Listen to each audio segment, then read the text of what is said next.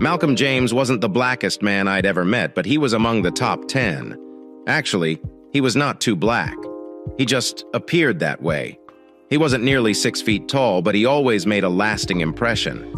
Perhaps it was the constant snarl on his face or the countless scars that appeared to have a bluish tint to them. He was not someone you would want to meet in a dark alley. I felt fortunate to have him at my side. My name is John Ellison. I run Divinity Parcel, a tiny firm that packages and distributes big volumes of DVDs, CDs, and other similar products. It is labor-intensive work, and finding individuals to perform it for minimum wage is nearly impossible. Do not be misled by the name. There's nothing heavenly about it. We are able to hire folks who appreciate the opportunity but are now on the verge of becoming illegal by exploiting various obvious gaps in federal and state legislation. My staff is largely Jamaicans, including Malcolm, with a few Dominicans and Haitians mixed in. Despite their appreciation for the task, they occasionally slacked off. It was tough to keep them all functioning to their maximum potential until I grasped the importance of Malcolm James. I watched him carefully for almost 2 weeks before deciding to contact him.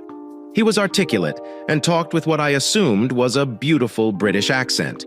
But what did I know about the accents? He beamed warmly when I gave him the position of shop supervisor. It was, to put it mildly, disturbing. The new job included a good salary and, of course, certain fringe benefits that none of the floor workers received. I had the impression that there was more to him than appeared. However, I was not intrigued enough to ask any questions. Productivity grew by about 30%. I was pleased. The corporation was pleased, as was Malcolm. He appeared to be where he was supposed to be. It was difficult to explain. The company was now operating smoothly. If all went according to plan, we would be able to operate for at least another 18 months before being shut down for state or federal violations. This was my 6th similar business venture in the past 10 years. It paid well, but it wasn't really a career prospect. I saved as much as I could in case of a downturn. The good news was that I generally had another operation ready to go when one shut down. I can't remember how I got into this line of business. I was never a mainstream type of man. Doing things the traditional way was boring and predictable, which was never what I was looking for. My younger brother Bobby was quite the contrary. The most essential aspect of his life was his union work with the local energy company. He knew where and when his next paycheck was coming from, and he was okay with that. I felt thrilled for him, but not envious. Bobby and I married our high school sweethearts. That's boring and nowhere near as romantic as it appears. Bobby and Cora produced twin boys who recently turned 60. My wife Doreen and I had a daughter, Ariel, who had recently been accepted to Duke, and a 17-year-old son, Roger, who was doing everything he could to get into a military college. He wasn't very concerned with where he went, but he was determined to be poorer and worked at one of the local insurance claims firms. They processed claims for more than 20 small insurance businesses in the tri-state area. Doreen had no interest in going to work, and I was content with the way things were. We had enough to get by, and I believed that a comfortable, happy home life was more important to the family than extra money. And that was all. Pleasantville was a pleasant place to live. It wasn't truly Pleasantville, but I remembered the name from an old movie and always associated it with perfection. Update. Life was good. That is, until I decided to go down to the supermall and get some office supplies. I had a gal to do that, but I was constantly seeking for reasons to leave the office. I knew exactly what I wanted before leaving the workplace, so the shopping went quickly. I do not generally browse. I grab what I need, pay, and leave. The Keystone Mall was a massive 2-story structure with an open atrium in the center. I'm guessing it's an atrium because I'm not sure what the proper name is. I was sitting at a table in the second-level food court, facing the first floor, when I noticed Court enduring coming down the middle. Cora had apparently taken off work so that she and Doreen could do some last-minute shopping before their small girl trip. After much begging, pleading, and bribery, Bobby and I agreed to allow Cora and Doreen enjoy a 5-day vacation to an all-inclusive resort in Jamaica, near Montego Bay. Bobby and I didn't like the concept at first, but we eventually agreed. If they agreed to stay at the resort and not wander about the island unaccompanied, they would leave in 2 days. I was ready to scream out and wave at them when something stopped me. They paused in front of a Victoria's Secret store. Neither of them was used to this venue. I sat back down and calmly observed as they entered the store without hesitation. Interesting. That's quite fascinating. I bought a fresh cup of coffee and sat as comfortably as I could in one of those cheap plastic seats. They emerged at least 20 minutes later. I wasn't in hearing range, but I could tell they were laughing and joking as they exited instead of leaving. They sat on a bench in front of the business. Each of them removed some items from the Victoria's Secret bag and placed them in a Walmart bag. They emptied the Victoria's Secret bags into the trash can at the end of the bench and then walked along the mall to escape. They were still giggling as they left. It took me less than a minute to get down the escalator and to the rubbish container. I did not even try to be discreet. I just took off the top of the gun and reached inside. I left the mall without replacing the top of the garbage can. I suppose that was inconsiderate. Chuckle. Chuckle. I waited until I got out of the car before looking inside the bags. I'm not sure what I was looking for because they had taken whatever they had purchased. I wasn't sure which bag was which, but each contained a couple sales pamphlets and a receipt. They'd each purchased 2 pairs of baby doll sleepers. One bill was for $1.65 and another for $1.72. Both were paid for in cash. Doreen no longer makes cash purchases. Everything goes on credit cards. Needless to say, she had caught my eye. I didn't want to jump to conclusions before I had the opportunity to face her. Actually, I wasn't planning to confront her, but rather give her an opportunity to explain the purchase. I had to infer that they were bonds created expressly for her future trip, which Bobby and I would not be attending. Driving back to work, I noticed gloomy clouds on the horizon, but the sun was still shining. I sulked at my desk, trying to figure out where I'd gone wrong, when Malcolm James stepped in. "Mr. Allison, something doesn't seem right. Is there a problem I should be aware of?" "No, Mr. James, this is not a problem that should concern you. Everything is fine on the floor and at work. You have nothing to be concerned about." I motioned for him to sit. He was smiling, but there was still an anxious expression on his face. We sat silently for a few moments. "Mr. James, where in Jamaica are you from?" "I'm from Falmouth, although I spent the majority of my time in the Montego Bay area." "Why is this interesting to you?" I paused briefly and rocked back in my chair. "Have you any pals in the Montego Bay area?" "I have many acquaintances, but very few pals. I also know some unfriendly folks there. In fact, that is why I am here at this time." I dug into my bottom desk drawer and pulled out a bottle of Jack Daniels and 2 glasses. The glasses were not particularly clean, but they were clearly useful. Malcolm James did not object when I shoved the filled glass in his direction.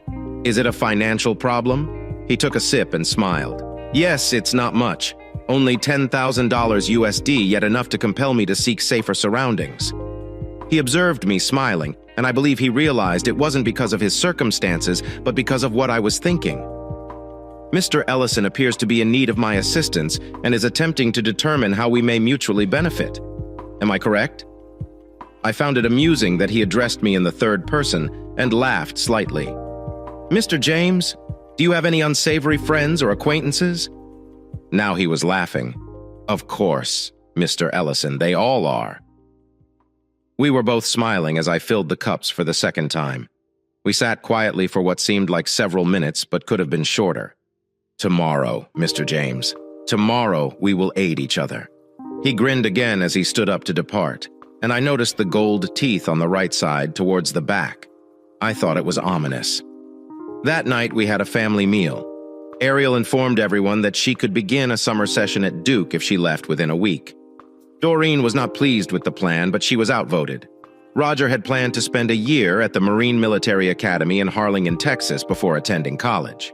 I had previously rejected the idea due to the expense, but tonight I felt differently. When I expressed my support for Roger's suggestion, Doreen gave me an unusual look but said nothing. After the kids had left the table, I asked her about her daycare and gathered the final few items we needed for the trip. I received the cutest little flip-flops. We chose not to bring a camera since we were concerned about losing it. We each received new 2-piece swimming suits that were a touch on the modest side. "We're not young, you know." I grinned slightly at the way she was chatting.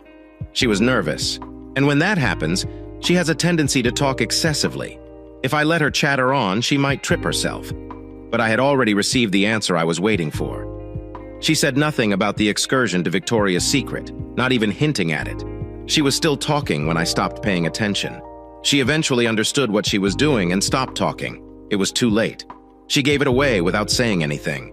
It would have been so simple to confront her, yet it would have yielded nothing. There was much more going on than just a visit to a nice lady's boutique. Doreen was mostly calm for the remainder of the evening. I could sense she was uncomfortable with her discussion session. Any further conversation on her behalf would have only made matters worse. Doreen was setting up the DVR to record her programs while she was away. When I started looking at tuition fees and total assets, it was not a pretty picture. I would require at least $55,000 per year for Ariel and $34,000 for Roger's 1 year of high school. I opted to save 4 years for Ariel and only 1 year for Roger, which would leave me with less than $50,000 in the bank. I could figure out Roger's college plans later. He wasn't even sure where he was headed. Update 1. I got all of the addresses I needed and produced letters and envelopes. The next day, all I needed to do was go to the bank and make a few phone calls. Maybe I rushed things. Maybe there wasn't a problem. My fear was based solely on a trip to the mall and a nasty feeling in my stomach. Doreen had already gone to bed when I decided to contact Bobby. He would constantly stay up to watch Letterman. "Bobby, are you still awake?" "Yes, sir.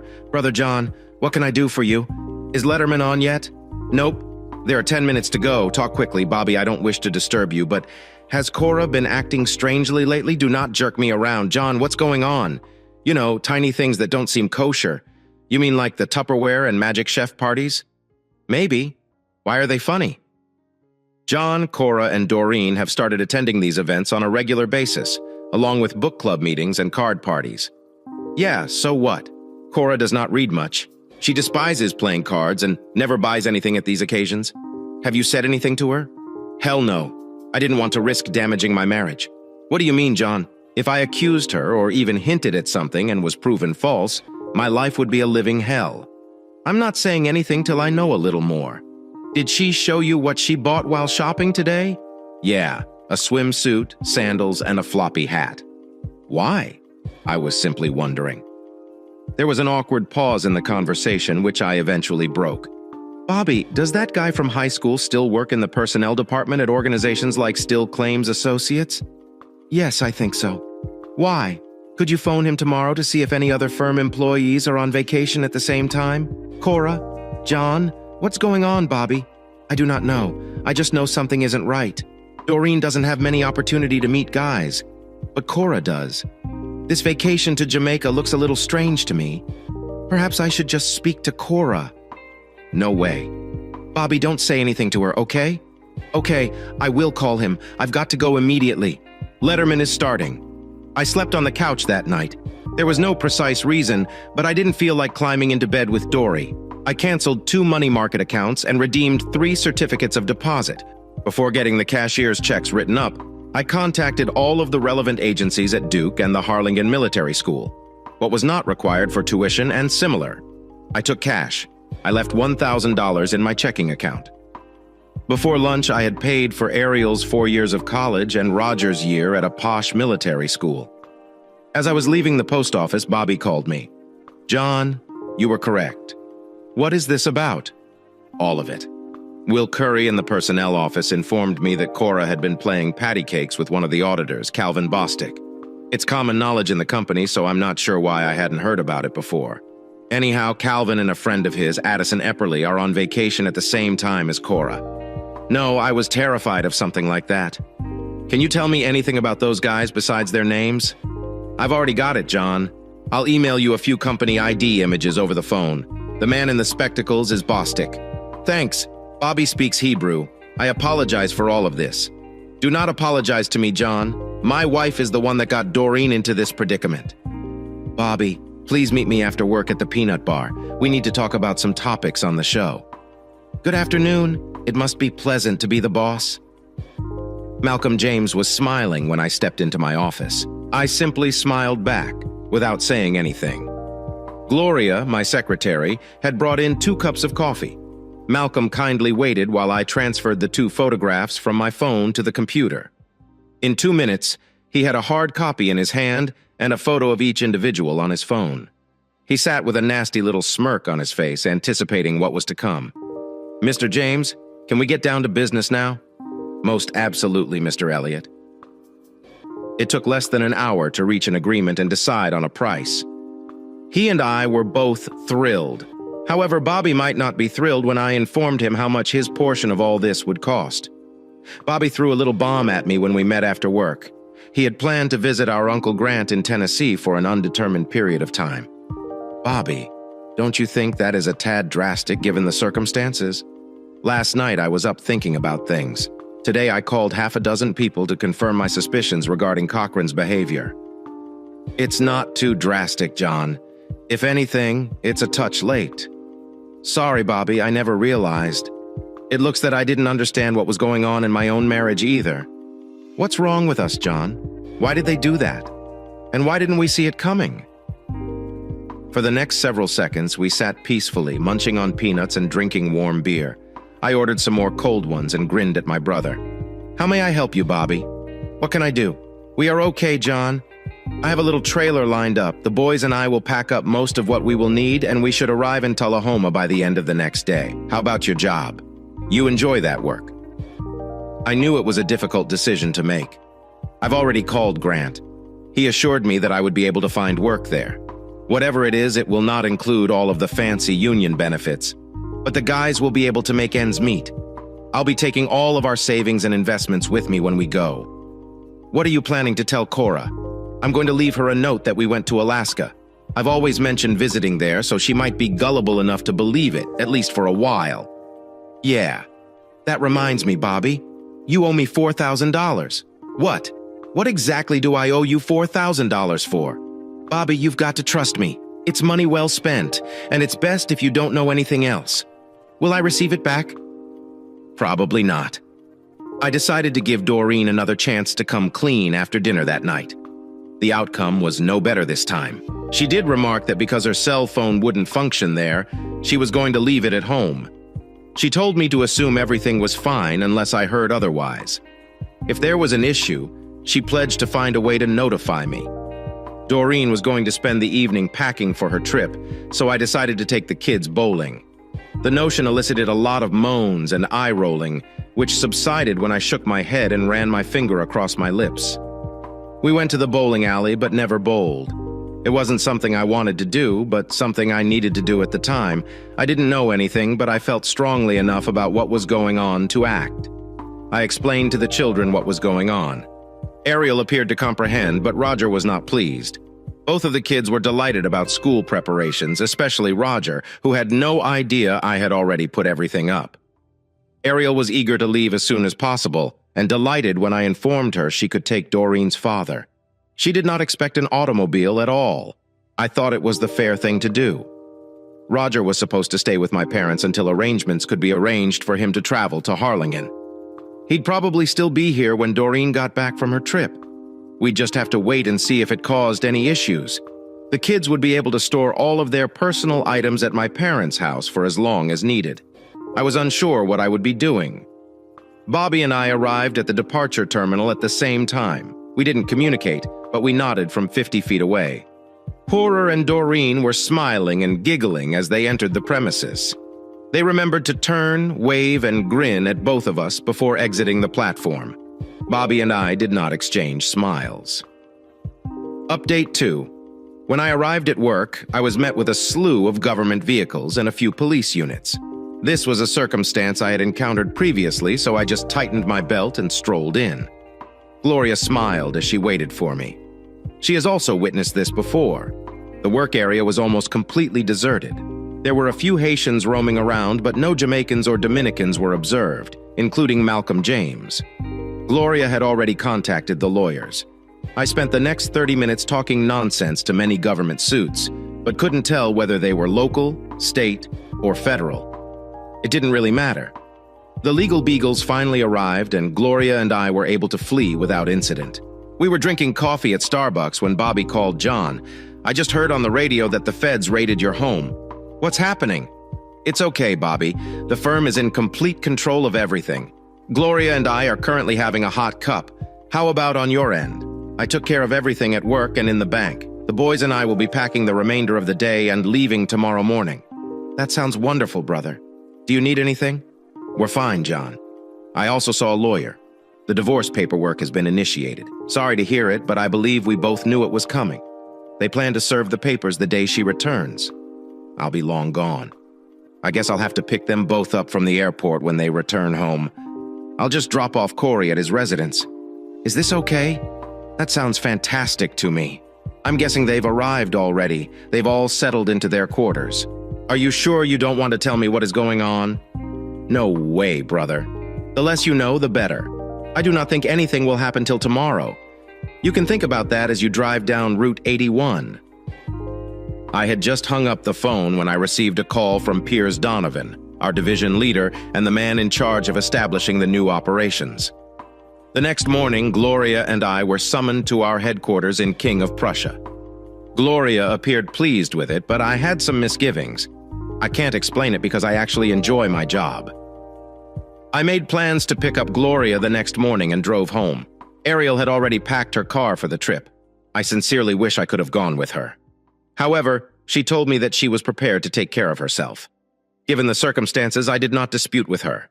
The majority of her belongings were in cardboard boxes in the garage, ready to be transported to my parents' home for storage. Roger was packing nearly all of his belongings for storage. The military academy would provide him with everything he needed. They were better for the money they were asking. Dad was going to drive him down to visit some old Air Force mates in San Antonio. Mom was adamant about begging out of that trip. I was proud of how the kids handled everything. They had a greater understanding of what they wanted to do than I did. I opted to stay with Mom while Dad traveled. That meant I had to do a lot of packing as well. Dory did not call us, and I didn't expect her to. She had carefully laid the groundwork by stating that she would only call if there was an issue. The kids and I went to Cece's for pizza, and on the way home, we picked up a few bundles of boxes and some more packing tape. It was 2 in the morning before I got everything organized and ready to go. Dad was coming over in the morning with his pickup truck to get everything. It would likely require at least 3 journeys. At the very least, it would keep the kids busy while I worked.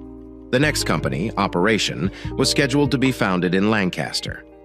The bigwigs were a little unhappy when I turned down this one. I did, however, encourage Gloria because she was as knowledgeable about running things as I was, and she was eager to advance as soon as we left the office. She was on the phone with her husband, relaying the wonderful news. It would nearly treble her income. She was a cheerful girl. I had no notion what I'd be doing. Bobby called me as I was on my way home. He and the boys were just entering Tennessee. He appeared happy. I felt pleased for him. The kids were staying with Mom and Dad, but I opted to remain one more night at home to tie up any loose ends. I was about to complete the evening when the phone rang. "Mr. Ellison, it's good to see you're home. Malcolm is my friend. Where are you now?" "I'm at home, of course, taking care of business as you requested. And do you have international calling on your cell phone?" "Of course, everyone here does. I presume you have some good news for me." The statement was posed as a question. "Most certainly, sir. In reality, everything went much easier than I had expected. You can feel certain that all of your issues have been resolved. Thanks, you. You are a true buddy, Mr. Ellison. I merely did what you had paid me to do. Why do I think it's more than that? Take care, Mr. Ellison. You don't want to fall into that trap." We both laughed for no apparent reason. "Mr. Ellison, I'm sorry to hear about your problems at work. I hope you've weathered any consequences. I'm fine. I'm also curious about how you got all of your people out of the way. Mr. Ellison, I have acquaintances in the INS. I suppose I should have what? You understand. But I decided against it. I was able to care for all of my folks. However, some Haitians were a touch stubborn. I think everything turned out well, so what are your plans now? I suppose I'll take a little pause till I can resolve a few personal issues. Mr. Ellison, please remember this number and keep in touch. I believe I have something that you would be interested in. That'd be nice. I intend to accomplish that. I still had 2 more drinks to finish before getting some sleep. Update 3. It would be 3 more days before Doreen and Cor returned from their vacation. After the first day, I found myself doing duplicate tasks. I did consult SEO lawyer Glenn Rose to see exactly what my obligations would be if I filed for divorce. There wasn't enough money left to set up an offshore account or anything. I opted not to turn off the utilities. I was simply not going to pay for anything anymore. My credit score would suffer significantly, but I was confident I could handle it. The next morning, Ariel drove to North Carolina in her new Volvo. Her summer session would commence in 10 days. Mom and Dad gave her a small nest egg to help her settle in. Roger and Dad planned to take leave the same day Doreen returned. Roger preferred to avoid any unpleasant confrontations. I felt that was an excellent concept. They appeared to have several stops planned along the route, including some Memphis barbecue and New Orleans gumbo. Everyone seemed to be pleased except me. I was trying desperately not to wallow in my sadness. The only thing that appeared to work was beer. Later that night, I received another call from Malcolm. Unfortunately, it was on my cell phone. "Mr. Ellison, is there anything occurring on your end?" "What do you mean?" "The gentlemen in question have been missing for 2 days, and the ladies have not alerted the hotel staff or local police. Did they potentially report it to your local authorities?" "Not that I know of. Why haven't they contacted local officials? My people tell me that they are perplexed or bewildered about what to do. They are clearly not having a good time. My hypothesis is that they are terrified of drawing attention to the situation and exposing themselves. I'm not sure what term to use. Mr. Ellison, I do not wish to insult you in any way, so they're doing nothing. They appear to be constantly waiting for the gentleman to arrive and expecting that things will resolve themselves. I am afraid they will be quite dissatisfied. Mr. James, what do you propose I do? As far as I can see, you have no recourse. We'll have to wait for them to decide whether to report it here or when they return to the States. This would be awkward. What local authority would they contact to report a crime that occurred in Jamaica? Mr. Ellison, I believe you have created a predicament for your wife. I have a feeling she regrets she hadn't taken this trip, regardless of what she does.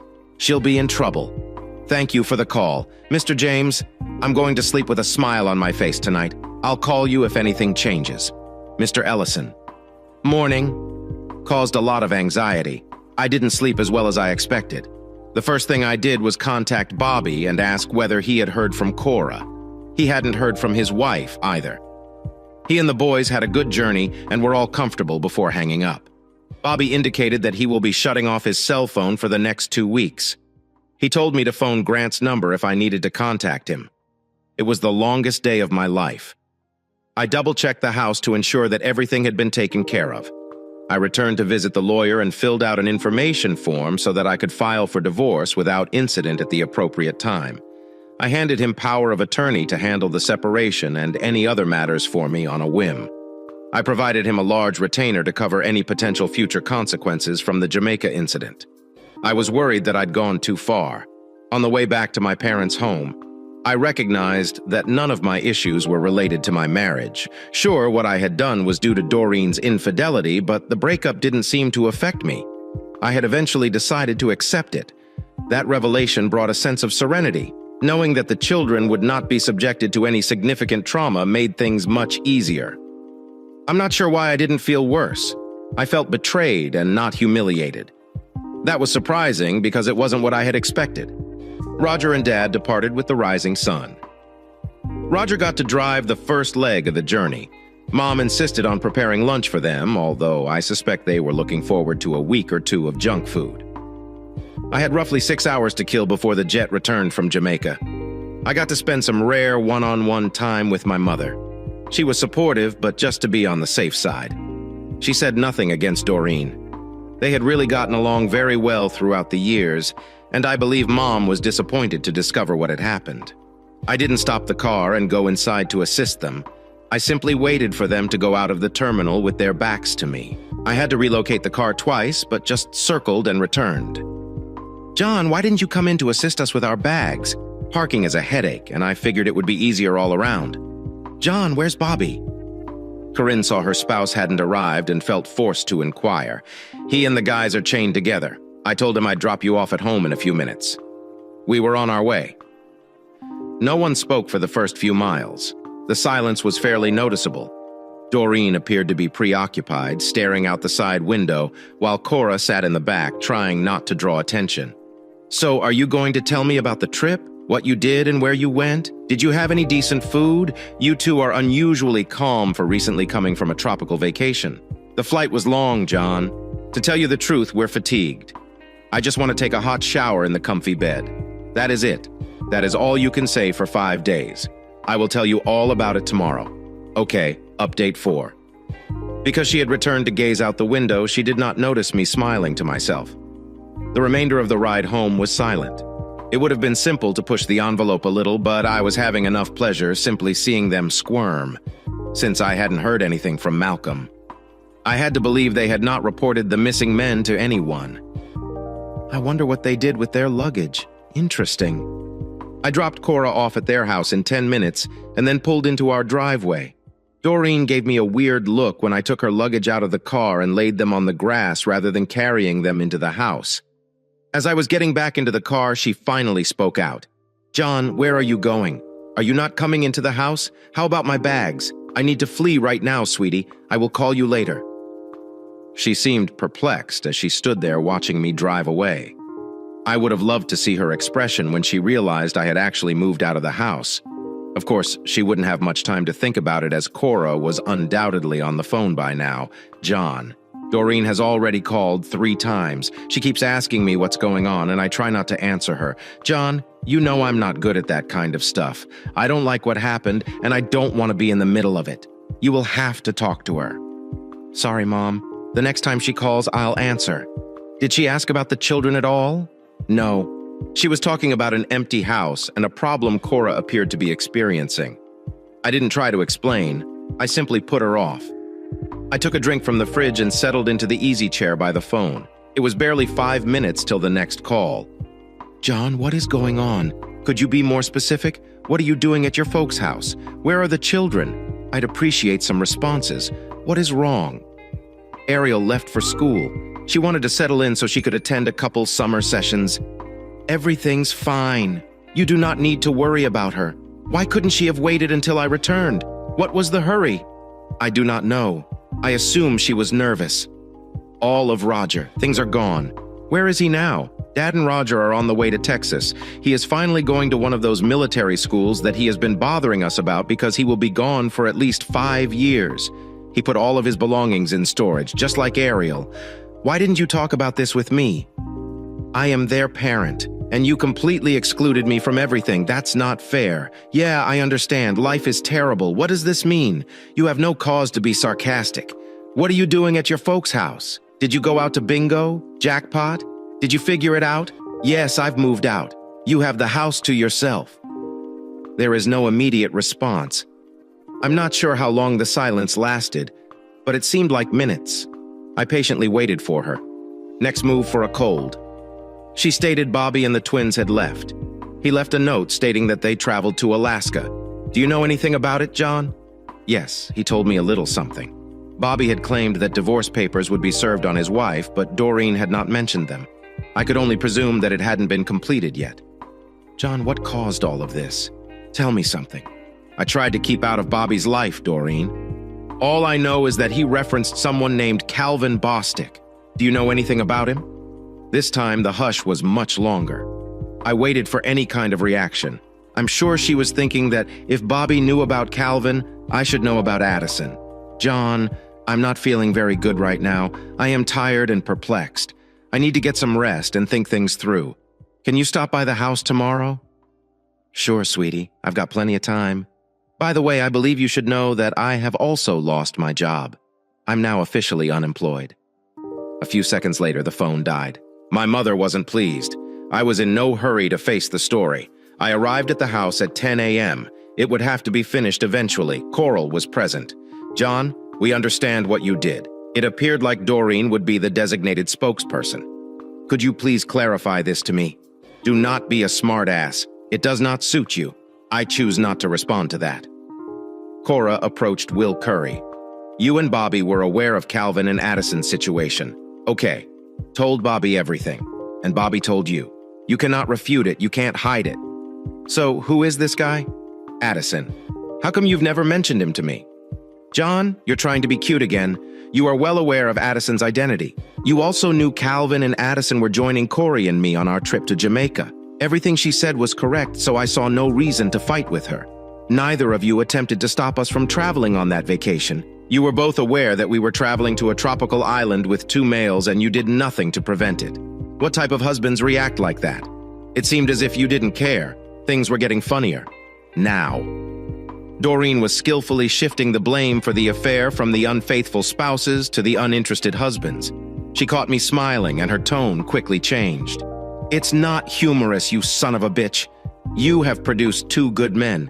You could have said something, you could have stopped it. But no, you had to go on a date with them. You did not do it yourself, but we are well aware that you organized it.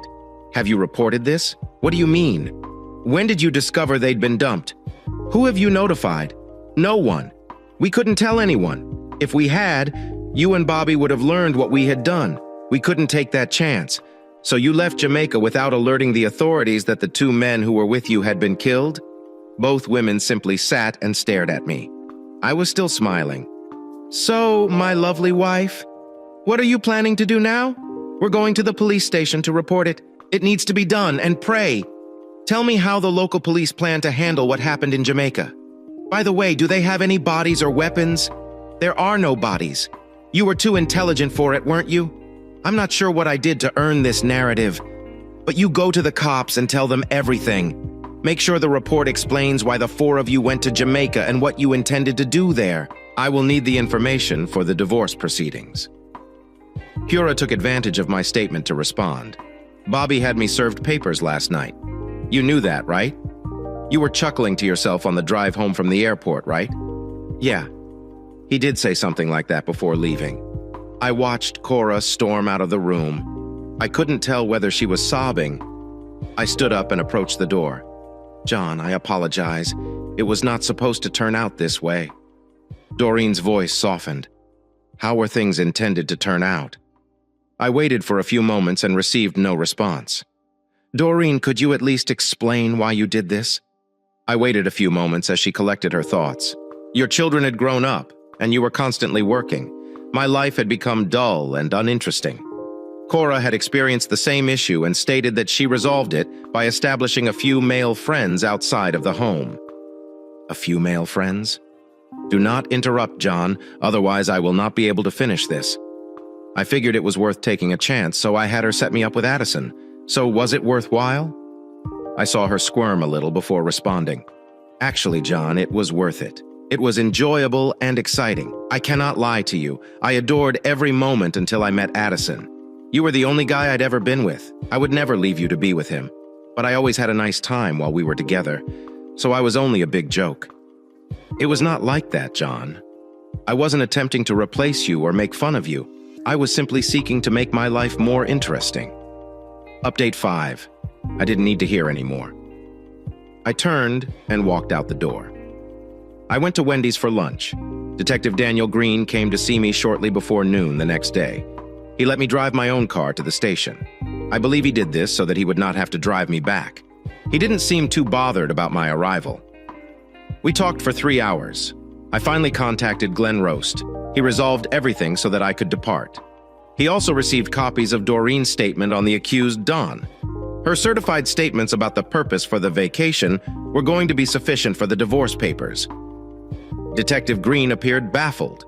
He stated that he would need to contact the Montego Bay Police and Jamaican authorities before deciding on any line of action. I'm completely unaware of all the phrases used to describe the several degrees of Dotson and the proof required for each one. He was attempting to explain everything to me, but I filtered it out. That night, I received another call from Malcolm James. It was really short. Tomorrow, Mr. Ellison. Tomorrow will be a wonderful day. Tomorrow came and nothing happened until around 2 p.m. I received a call from Detective Green. He was sort of giggling as he spoke, which made me uncomfortable. Mr. Ellison watched the 5 o'clock local news this evening. I think you'll find it interesting. It was a brief news report, but as Detective Green stated, fascinating local males were seen roaming naked down a dirt road in the hills about 60 miles south of Montego Bay, Jamaica. The men claimed to have been kidnapped and held for ransom at a goat farm in the mountains. They escaped early this morning and made their way to town, where they were rescued. I received another call from Detective Green shortly afterwards. He asked me to come in the next morning so we could talk about the incident. I thought that was very generous of him, Mom thought the entire thing was hilarious, and I believe she even winked at me. I had a good night's sleep before entering Detective Green's office. I saw Doreen and Cora being led into the same interrogation room where I had previously been. I am confident they were going to have a great time the rest of the day. Mr. Ellison, I'm not sure you're entirely innocent. Concerning this matter, however, I see your involvement from a very different perspective now. He was truly smiling when he said that, and I couldn't help but return the smile. As I already stated, I am absolutely innocent of any involvement in the two men's disappearance. I expected him to laugh, but instead he handed me a cup of coffee. Mr. Ellison, it looks that Mr. Bostic and Mr. Eberly left their vacation property at midnight to buy a little local cancer by name. They were kidnapped 5 minutes after leaving the hotel, tied up, and driven for an hour over rugged mountain roads. Do you understand that this is their version? I sipped the hot coffee brought into the office by one of the uniformed officers, brown, and smiled, nodding slightly. Both males were stripped naked and locked in a goat pen, a goat corral with door and window bars. The next morning, they learned that a ransom demand of $10,000 had been delivered to the ladies who had accompanied them to the hotel. They wouldn't be released until the ransom was paid. Detective Green paused for a moment, tasting some of the machine coffee. It sucked, but he seemed accustomed to it. Detective Green. I do not believe my wife or sister-in-law had access to that kind of money. Apparently not. The following day, Mr. Bostic and Mr. Eberly were informed that the ransom demand had been reduced to $5,000 apiece, which was handed to both Mrs. Ellisons. By this point, the coffee had improved slightly in taste. The next day, the price was $1,000 apiece, and by the day the ladies left to return home, the price had been reduced to $1,000 for both males. I can only presume the ransom was not paid. It gets better than that, Mr. Ellison. Much better. He nodded softly to see if I wanted more coffee, but I rejected. Since the ransom had not been paid, the men overheard their captors discussing that night. The kidnappers determined they'd have to dump them both in the morning. Fortunately, they noticed that one of the hut's windows was unlocked. I found it impossible to contain myself at that time, and my host was experiencing the same problem. We managed to restrict it to hushed snickers. In a courageous attempt, they broke free from their captivity and dashed down the mountain without shoes or clothing. I swear that if the situation hadn't been so terrible, both of us would have laughed. We paused for a moment before he resumed. Mr. Ellison, your wife and sister-in-law never received a ransom demand. Now, isn't that amazing? Is this a question or a comment? Now, both of us were laughing gently so as not to draw notice. Seriously, Mr. Ellison, I am sure you had some say in this whole mess. However, I see no need for us to pursue anything at this time. That's good news. Can I consider this situation closed, or should I expect for something to come up in the future? From my perspective, it is closed. However, your wife and sister-in-law have a few more questions concerning the claims brought against you and your brother. Our legal team is carefully analyzing their comments, just in case. Update 5. As I left the premises, Doreen and Cora were still in the interrogation room. My wife noticed me as I passed by and attempted to make some sort of signal. I pretended I didn't notice her and continued walking. I'm sure Doreen in court will have a lot of questions about it from all of our friends and family. I stopped at Taco Bell for lunch on my way home.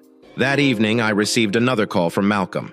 Mr. Ellison, how are things at your end? It couldn't be better, my friend. I am extremely impressed. Thank you. Mr. Ellison, I always do my best. I indicated a few days ago that there may be a position here that is suitable for you. Do you think you may be interested? I'd be interested in discussing it. Fine. Your ticket will be waiting for you at the Jamaica Airlines counter tomorrow morning. Do not worry. This will be a round-trip ticket. Malcolm was chuckling at the other end. A devilish, tiny laugh. 6 weeks later, I had entirely migrated to Falmouth, Jamaica.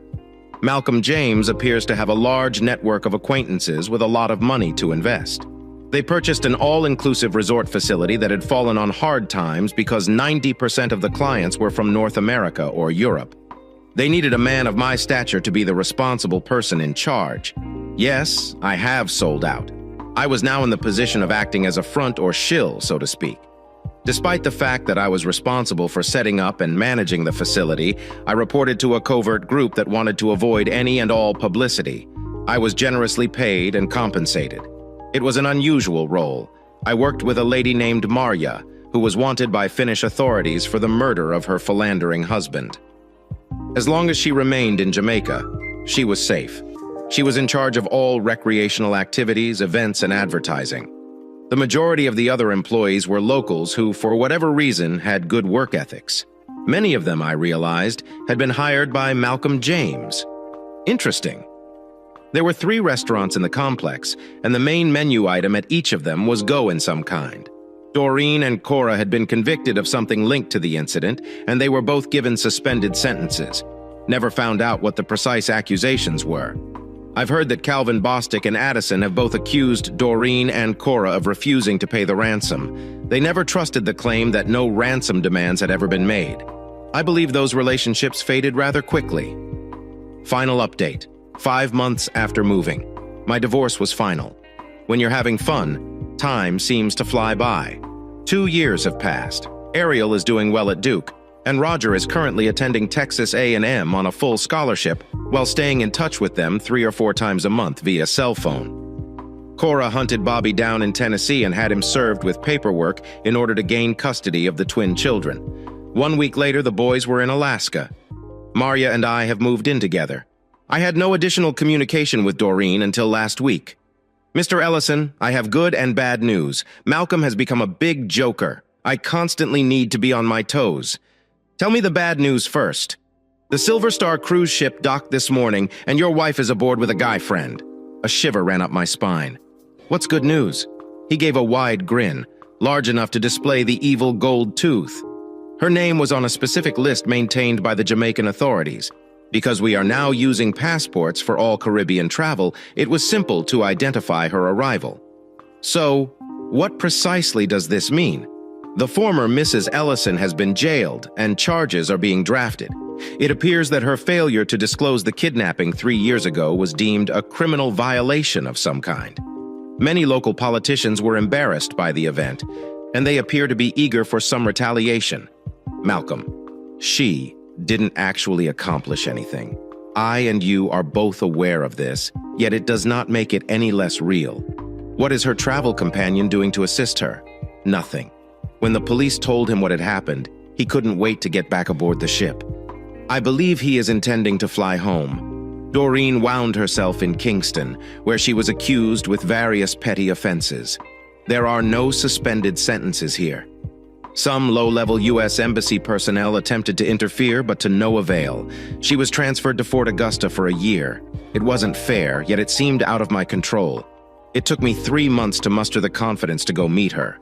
Malcolm had prearranged the visit. John, what are you doing here? It's very lovely to see you. How did you learn about this? She appeared thinner and gaunt. Perhaps it was a lack of cosmetics and grooming. Doreen, I currently live on the north side of the island. I've known about your condition for a long... What? Why didn't you do anything? You must know somebody here who can assist me. What do you want me to do? Get me out of here, please. You cannot imagine what this is like. I gazed at her but didn't say anything. I really didn't know what to say. John, the guards are pushing me to do favors for them. Favors? Do I need to be more explicit? No, I believe I understand. I will see what I can do. We spent the next 30 minutes discussing the students and what they were doing. When I left, I promised her that I would see what I could do to aid her. I knew it didn't all make sense. I should be relieved to see that the Bish is being torched, but she was my wife of 20 years and the mother of my children. I described the issue to Malcolm. He seemed perplexed by my concern for Doreen's well-being, but vowed to take care of matters as if by magic. Doreen became off-limits to the guards, with no repercussions. I never checked it, but Malcolm's word was good enough. The process of converting her sentence to time served began. 2 months later, I drove down to Kingston on the day she was freed and expected to return home as usual.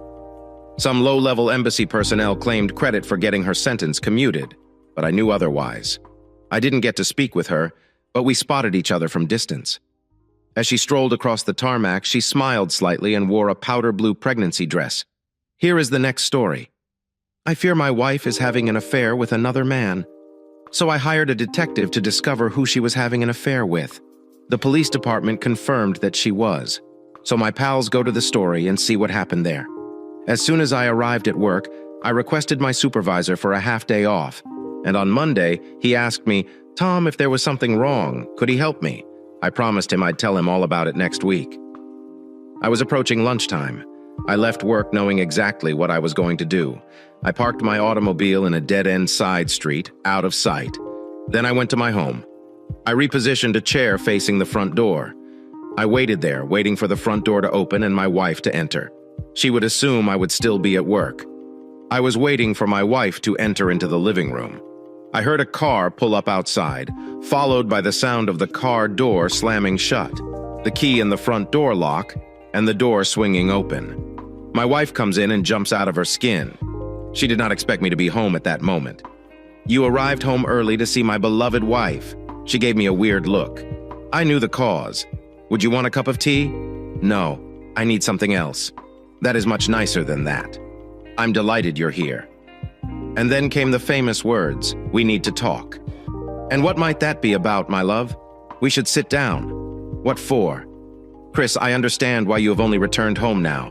It's time to pack and leave me now. The secret had already been revealed." "How do you know what I was going to do?" "I'll tell you if you're willing to listen to me." "Chris, before you leave, I want you to consider long and hard. I want you to know how much I love you and have requested you not to leave me." "Sorry, I need to pack." "Do you want me to help you?" "No, thanks. I am capable of managing everything on my own. I've arranged cases in our bedroom for you." Chris begins packing. It takes some time to fill the suitcases with all of her belongings. They're heavy, and Chris was having difficulty carrying one of them. I picked up each suitcase, brought it to the front door, and set it on the floor. I turned to Chris and asked, "Could you please give me at least an hour before leaving?" "You deserve it," Chris stated. "Chris, you mentioned we needed to chat. Can we sit and talk?" "All I want to know is what I did to trigger our breakup."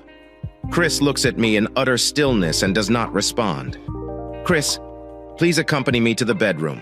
She follows me there. I look around the room. "I see you haven't packed your jewelry. You've paid for them. They belong to you. In that case, may I do whatever I want with them?" "Yes, it's up to you." "David, could you kindly follow me through the house?" While we walked through, I inquired about the items we had. "David, you paid for them. They all belong to you. Please come with me." We both walked into the dining room and there were stacks of papers on the table. "Chris, this is our wedding album. It belonged to both of us. Please take the photos you want. I believe you would like seeing all of your family photos. You can see that there are some DVDs on the table. The top image shows us making our wedding vows in church in front of both of our families. I hope you remember your vows." "I can. David, where is this going? Do you recall what you said shortly after you entered? You said you'd be home early. I asked to visit my loving wife.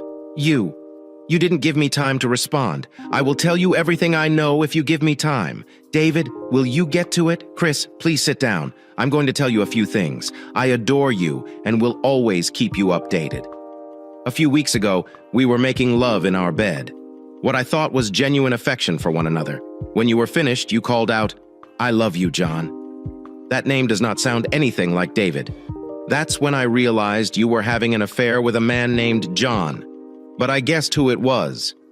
So I needed to collect proof. I hired a private detective to find out who you were having an affair with. The police confirmed that you were.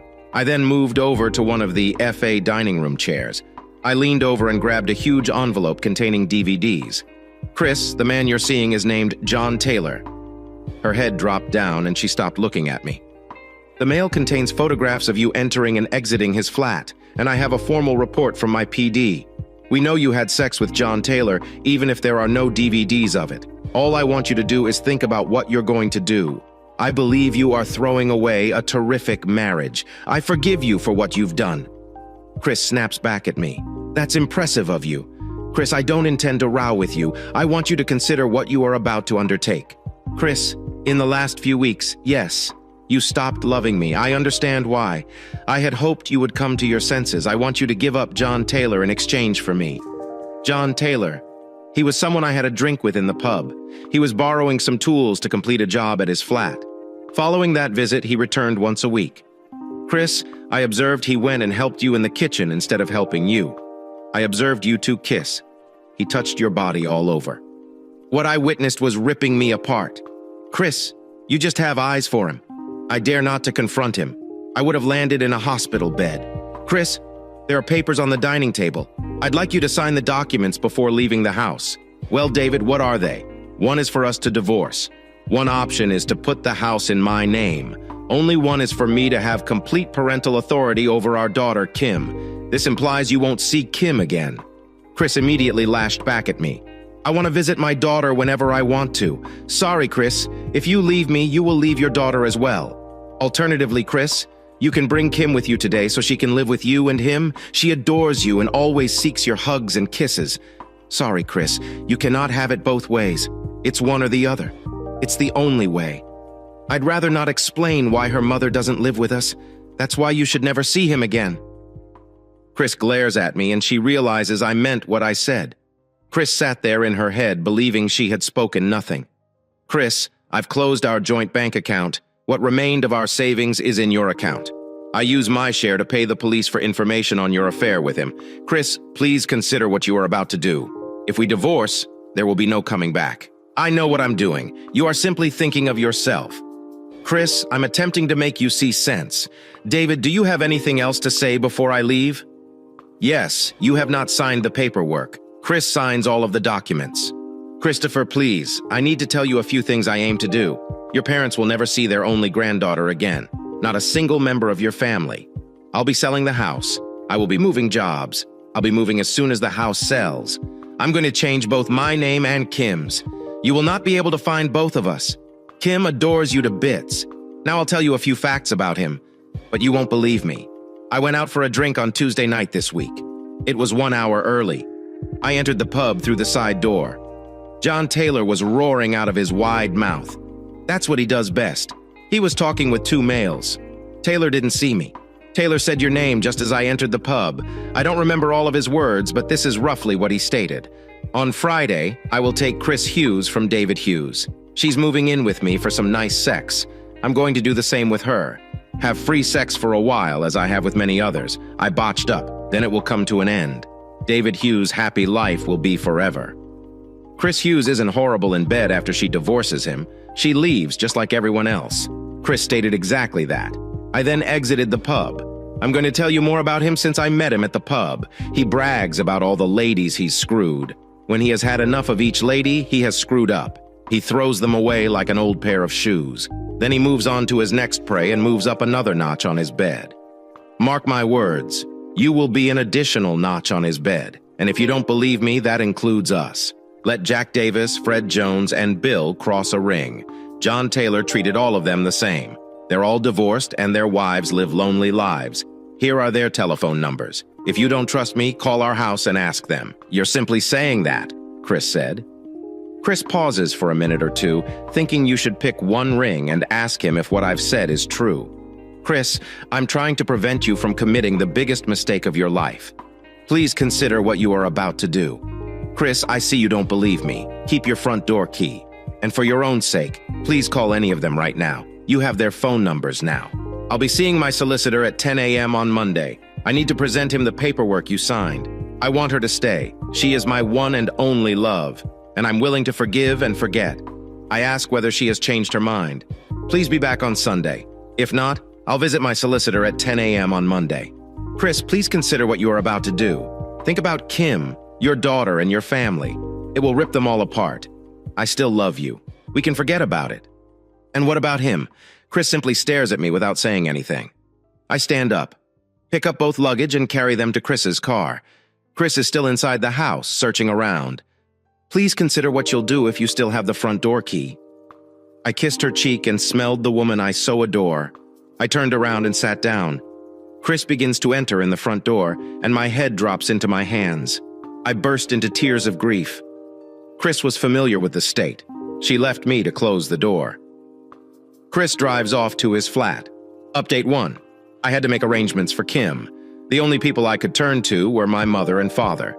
I packed Kim's clothes and headed to my parents' place. Kim was my primary focus. I asked Mom if she would look after Kim until I could sort things out. Mom and Dad explained what was going on. She's left me for another man. I said, please look after Kim. She must never learn what her mother has done. Mom and Dad. I'm hoping she gets back to me. If she does not, they will divorce. Mom and Dad picked up Kim and looked after her. Friday night, I got intoxicated and my father tried to call me. I can't recall much of what was said, but I remember this, son. There are no answers at the bottom of the glass. Dad spoke to me, so I walked to the front door and discovered a brick and a letter. I stated I wanted to tweet at 10 a.m. on Monday. I was with my solicitor. I told him to move on with the divorce, put my name on the house, and keep control of my daughter, Kim. I requested that Chris not be within a quarter of a mile of Kim, and that John Taylor not be within a quarter of a mile of my home. I requested that the papers be served on Wednesday at his flat. Chris didn't say anything as the man served the papers. The realization hit me. If they divorced, there was no going back. She was completely taken aback when she received the order not to come within a quarter of a mile of Kim. The man requested to see Mr. John Taylor. He spoke with him and gave him the command. I do not want to be anywhere near the brat. She means nothing to me, he said. Chris heard all he had just said after meeting with my lawyers on Monday. I went to the gym to do a sport. I gave it up years ago before getting married. I started that night with an hour on and 10 minutes off. I was in good health but out of shape. I even modified my diet on Tuesday while resting at the gym. A man my age started talking to me. You are hammering the punch bag with hatred. You'll damage yourself and calm off, he said. He was correct. After that night session, I asked him if he wanted to have a drink with me.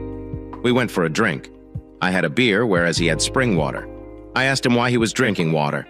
He told me that he only drank water and one wine. It does not alter his body, and he orders it by the case from France. We talked for about an hour. His name was Eric. I explained why I was punching the punch bag so hard, Chris. When he glanced at me, he knew I was angry. Would you like to have him back? Eric spoke to True. I'd meet you here. I'll show you places that can aid you. Eric stated that the next night he would take me to a judo and karate club. I enrolled, and both instructors gave me a diet chart to help me gain strength. Eric has become a wonderful buddy to me in just 2 days. He even handed me 2 bottles of his wine. I did my athletics on different nights. My muscles and bones were aching like crazy. I ordered 2 cases of Eric's wine from France. On Sunday, I was cooking a new style of meal. I heard loud banging outside the door. I went to investigate the sounds and opened the front door. I stopped in my tracks and burst into tears. Chris stood there. She looked terrible. I wrapped both arms around her. Chris embraced me in her arms. We kissed. Dinner is nearly ready. I replied, you know I always make too much. Would you like to freshen up before we eat? Chris nodded and she sobbed. I held her as tightly as I could. David, where's Kim? I've missed her. Kim will be residing with my mother and father for the foreseeable future. I assumed it was for the best. David, may we go see her? It all depends on you. Chris continued repeating, please forgive me for what I have done to you. We must discuss matters while eating our dinner. I said. Chris heads to the bathroom to clean up. I take her suitcases to the spare bedroom. Chris returned and she looked a lot better. Yes, we had a strained supper, Chris stated. This is not what you regularly consume. Yes, I understand. I've adjusted my diet. Last week, we sat down with a glass of wine I wanted to finish. Chris asked, please let me tell you what has happened since last Friday.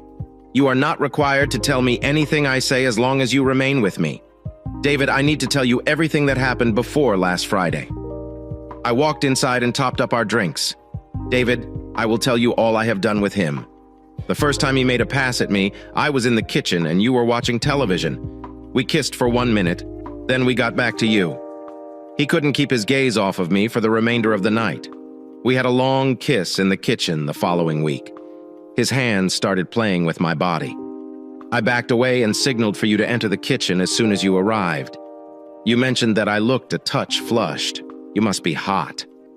That was due to John Taylor, what he'd done to me. The next week, back in the kitchen, we kissed for a while. He whispered to me, how soon can we meet? We broke away, and you came into the kitchen asking, could you help? You missed him making a pass at me. Then you both left the kitchen. I went to the bathroom and looked in the mirror, contemplating what I should do in the kitchen next week. He wanted more from me at that time. I wanted to leave him, but I also wanted to stay. I didn't know what to do. He whispered to me, how soon can we meet? I'm falling in love with you. I was taken aback, yet I was thinking about you. Please forgive me. Please, please. Let me tell you a few things about that night. I mentioned that I noticed he went and helped you in the kitchen. He wasn't assisting you. I observed you two kiss. What I witnessed was ripping me apart. Chris, you just have eyes for him at the moment. I couldn't dispute with him since I might have ended myself in the hospital. David, keep an eye on us. Yes, he's much stronger than I am. I did not want to be hurt. I prayed that you would see sense. Please forgive me, my beloved. Please. Chris begins to cry again, tears of anguish. I visited his flat the following week. How foolish I was. He took me to his bed. We stayed there for half an hour. He made love to me once. I felt great. Please forgive me. I adore you so much. Chris is still crying. Yes, I went to his flat the following week. We stayed in bed for half an hour. He made love to me once. He told me he loved me and wanted to get divorced. He also stated that he would adopt him. I am going to loathe myself for what I am about to say. He had me right where he wanted me in his bed. David, please forgive me. I moved into his flat that night. He had a phone call and had to go see his sister, and he only returned to the flat on Monday. He needed to get to work. Monday was my due date. Thank God. I haven't had sex with him in the past week. David, I didn't expect him to serve the papers to me at his place. I was completely taken aback by the order to stay at least a quarter mile away from Kim. The man then wanted to see Mr. John Taylor. He chatted with the man at the door and received an order.